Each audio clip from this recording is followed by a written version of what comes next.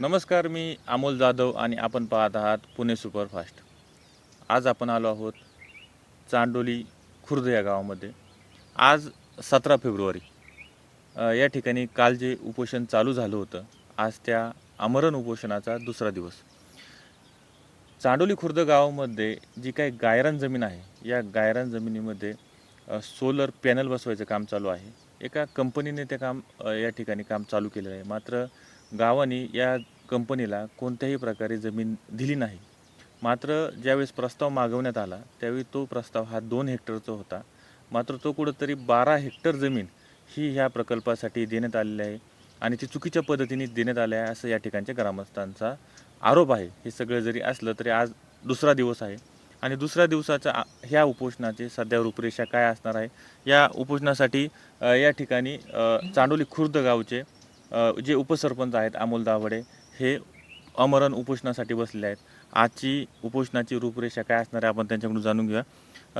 आज कशा पद्धतीने उपोषण असणार तुमचं, काय सांगा? आज काल दिवसभर लोक होती. रात्री 12-1 वाजेपर्यंत लोक होती. नंतर काही गावातले संध्याकाळी मुलं पण जी कामाला होती ती संध्याकाळी कंपनीतली. आजला तर असं गावाने असं ठरवलं आहे का मोडा पाळायचा आहे आणि सर्व लोक या ठिकाणी येऊन दिवसभर बसणार आहे. या ठिकाणी आज तुम्ही पूर्ण गावातली लोक शेतीची कामं अशी सर्व कामं बंद करून या ठिकाणी येणार आहेत का? मोडा पाळणं म्हणजे नक्की काय? मोडा म्हणजे आजला लोक सर्व कामं शेतीची वगैरे कामं सोडून सर्व लोक इथे या ठिकाणी येऊन बसणार आहे. म्हणजे शेतीची कामं म्हणजे सगळी लोक काही नाही, कुणीही कामाला जाणार नाही. शेतीची सगळी कामं बंद ठेवणार आहे आणि ती लोक सर्वजण या ठिकाणी येऊन बसणार आहे. हे सगळं झालं, मात्र काल उपोषणाला तुमची सुरुवात झाली. कुणी कुणी भेट दिली काय सांगा ते? काल तलाठी मॅडम वगैरे आल्या होत्या. नंतर संध्याकाळी तहसीलदार साहेब, वाघ साहेब येऊन गेले. नंतर त्यांच्याबरोबर कंपनीची लोकं होती, मोजणी अधिकारी होते आणि पोलीस डिपार्टमेंटची काही लोक आली होती. ते या ठिकाणी भेट देऊन गेलेली आहे. आज सकाळी आपण 17 फेब्रुवारी 8 वाजता या ठिकाणी आलो. आता इथे लोक जमायला चालू होतीलच. या ठिकाणी आज पूर्ण गाव हे स्वतःचं काम बंद ठेवून या ठिकाणी उपोषणामध्ये सामील होणार आहे. हे सगळं जरी असलं तरी कंपनीची कोण माणसं आली होती आणि ही जे काम करते सौर पॅनल बसवायचं, तर ही कोणती कंपनी करते काय सांगा? ही आवादा कंपनी आहे. कंपनीचे कोणत्यांची कंपनीची जी लोकं आहे ती काल येऊन गेली. मुळात म्हणजे ती सुरुवातीपासून त्या लोकांशी आपली चर्चा चालू आहे, पण ती काही आपल्याला जुमानत नाही. ही जरी आश्वासन कुणी काही आश्वासन दिलं, कंपनीची मनमानी चालू आहे असं कंपनीचीच मनमानी चालू आहे. त्यांना आपण पहिल्या दिवसापासून पूर्ण प्लॅन दिला होता, त्या पद्धतीने काम करा. आपण पहिल्या दिवसापासून तेच थांबतो आहे आणि त्याच गोष्टीवर आपण ठाम आहे. पण कंपनीचे लोक त्यांना जसं सोयीचं वाटते त्या पद्धतीनेच त्यांचं काम चालू आहे. त्यांना जी जागा चांगली वाटते, डेव्हलप करण्याला त्यांना खर्च वाटणार नाही अशीच जागा त्यांनी घेतलेली आहे. आणि आपण ज्या दिवसापासून 2 वर्ष झाले आपण तेच सांगतो आहे का गावची शिव पहिली फायनल करा, मोजणी करा, हद्द निश्चित करा आणि प्रोजेक्ट एका बाजूला घ्या. ह्या गोष्टीवर आम्ही ठाम होतो. पण आता असं गावचं असं म्हणणं आहे, सर्वांचंच असं म्हणणं, आता आमचं असं म्हणणं आहे का तुम्हाला 2 हेक्टर दिली होती, आम्ही 2 हेक्टरवरच ठाम आहे. आता तुम्ही 12 हेक्टर घ्यायचं काही कारण नाही. आम्ही ह्या गोष्टीवर आता ठाम आहे.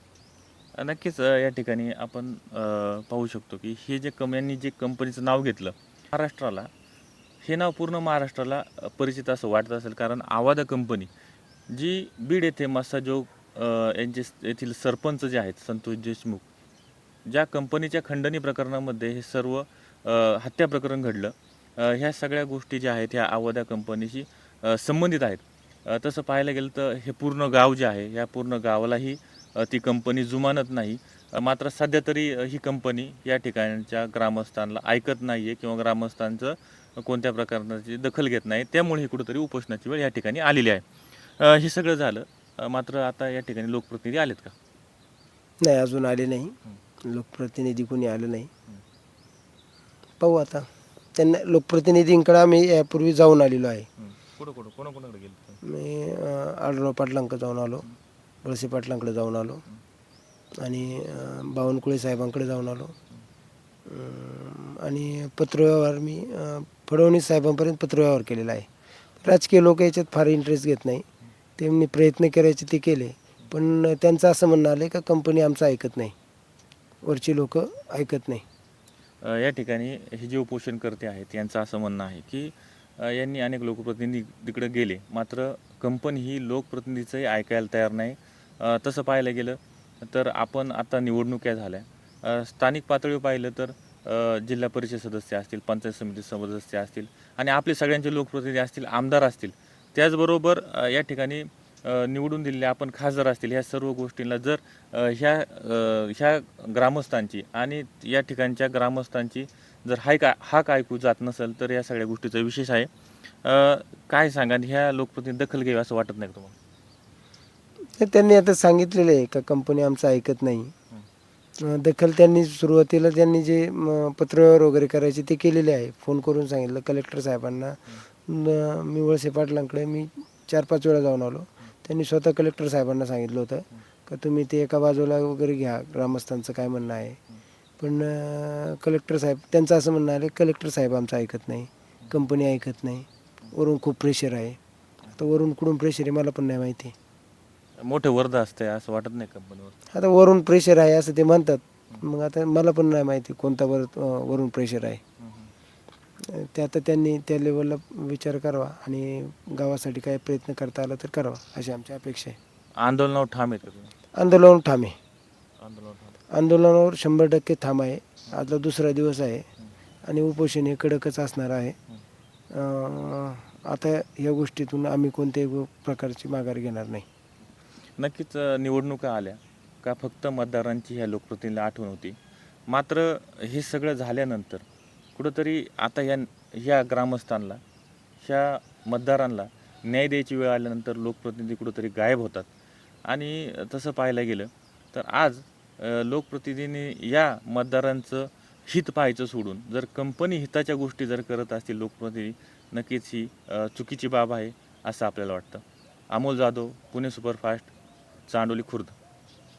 तुमचा फ्लॅट, घर, बंगला, व्यापारी गाडे, दुकान, जागा, शेतजमीन, प्लॉट्स विकायचे आहेत का? विकायचे असतील तर आजच आमच्याशी संपर्क साधा.